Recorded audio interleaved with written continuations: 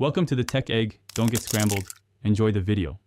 Start by editing your workflow YAML to allow manual invocation.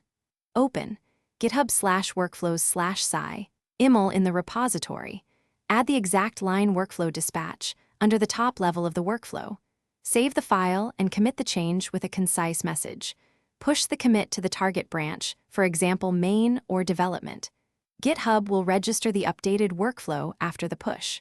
This change enables manual triggers for that workflow in the repository. To run a workflow manually, open the repository and click the Actions tab at the top. Select the desired workflow from the left sidebar where workflows are listed. If the workflow includes workflow dispatch, you will see a Run Workflow button near the top right.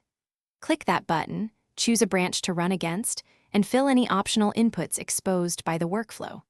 Finally, click the Final Run Workflow button to trigger the job and monitor the run in the Actions logs.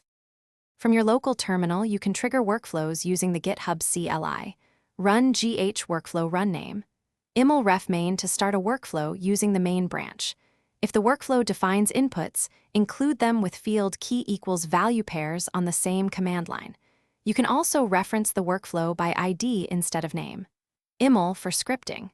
After initiating the run, check results with GH run list, or view the Actions tab in the repository.